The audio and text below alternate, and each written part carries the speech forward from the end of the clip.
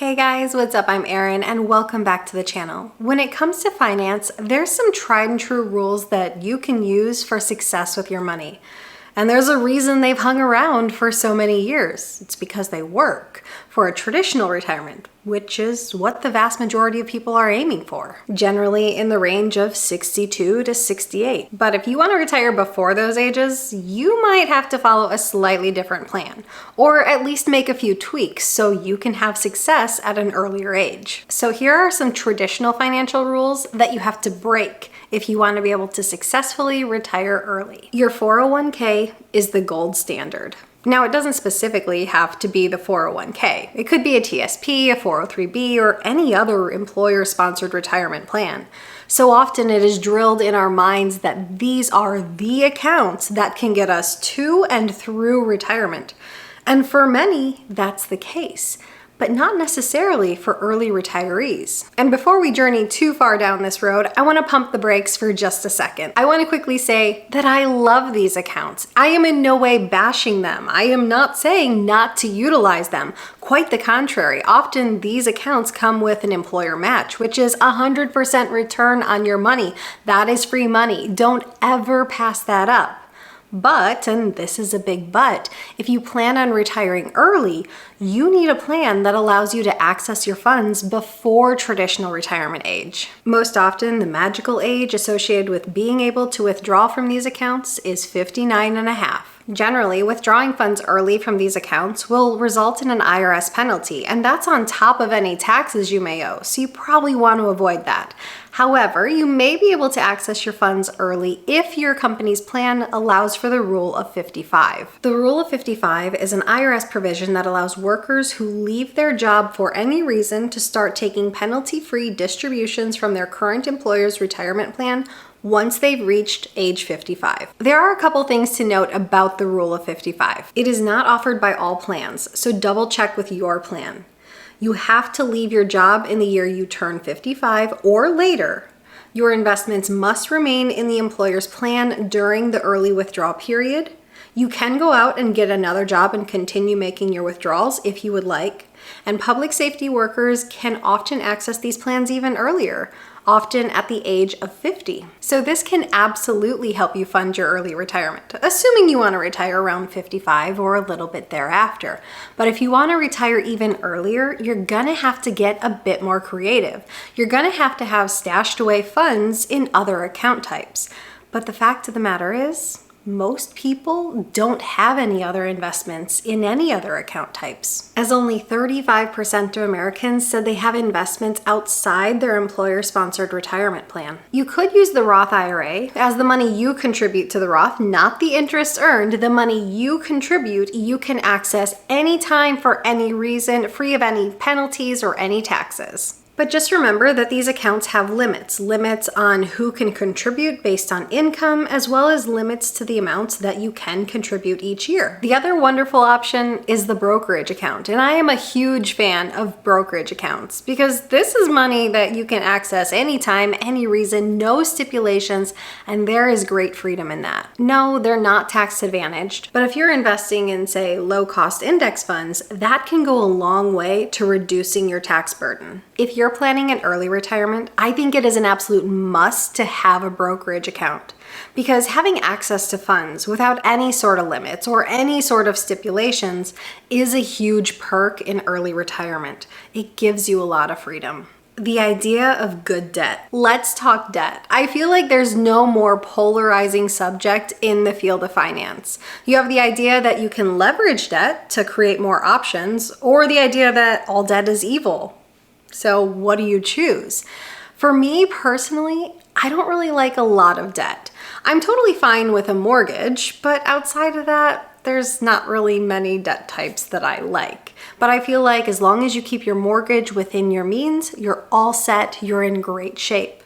So for me, I kind of look at a mortgage as a type of good debt. But my thoughts on that kind of change in an early retirement. I'm more of the mind that if you want to retire early, if you want to cut ties with an employer and with your paycheck, you have to have all your debts off the books, and that includes a mortgage. Being that the average person buys their first home at the age of 33, and that 90% of home buyers use a 30-year mortgage, that means a lot of people have the intention of not being mortgage-free until a more traditional retirement age. And that's assuming that you stay in your first home, which is certainly not always the case. And that's why it's not uncommon for a traditional retiree to enter into retirement with a mortgage. But being mortgage-free makes your retirement so much easier, especially in early retirement. It's likely that your mortgage is your biggest expense. Wipe it out by your retirement date. So if you're aiming to retire at 50, accelerate those mortgage payments and get that home paid off by the time you turn 50. Save 15 to 20% of your income. The traditional advice is that you should be saving anywhere from 15 to 20% of your income, and that's a very healthy savings rate. But if you want to retire early, you're gonna have to up that savings rate. You're gonna have to become a super saver. Let's say that you wanna retire after, say, 30 years of work. You might have to have a savings rate that's closer to 30%. If you can get your savings rate even higher, say closer to 40%, maybe you could retire after just 21 years. I will link a calculator down below if you're interested in plugging in some numbers for your personal situation. But just remember that a traditional savings rate is built for a traditional retirement age. If you're going to want to retire early, you're going to have to up that savings rate. There's no way around it. Often in personal finance, you hear about this set it and forget it approach. Perhaps you set a certain percentage of your paycheck to go towards savings and investments, and once you do that, you call it a day. Then you kind of feel like once your investments are taken care of, the rest of your paycheck is to do with whatever you wish.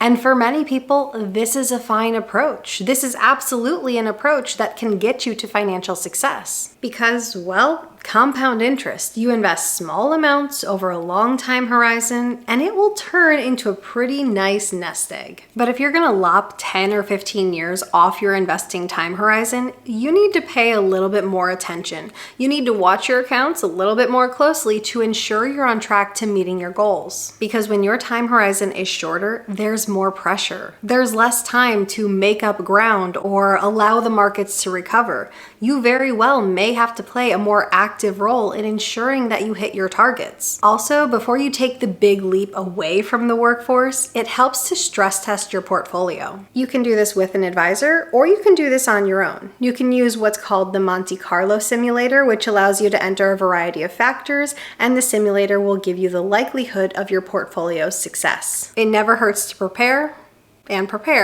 and then prepare some more.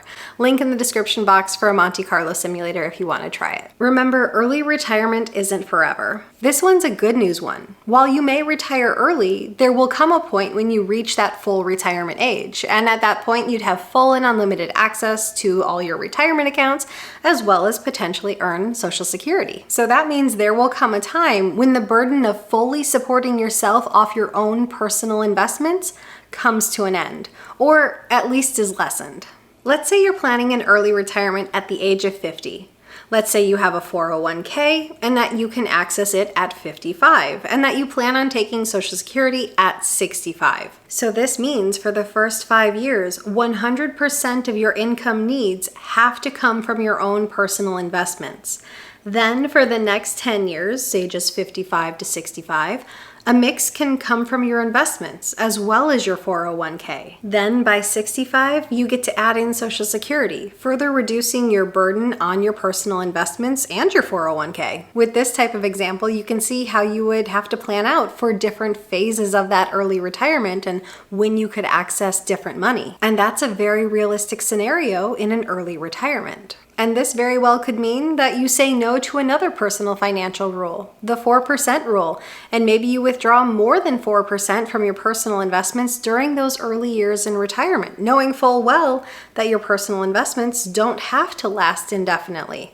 It's a very personal situation, but that's why asset location becomes so incredibly important in early retirement. Planning an early retirement is definitely different from a more traditional retirement. There's a few more boxes you have to check, and there's some different rules you have to follow in order to be successful.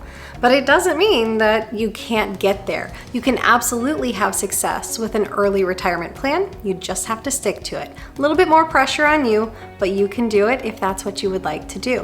What age do you plan on retiring? Leave it in a comment down below. I post new videos every single week. If you got anything at all out of this one, please give it a like. If you're new here, please consider subscribing, or if you know of someone who might get something out of this type of content, please consider sharing. I'll see you soon. Bye.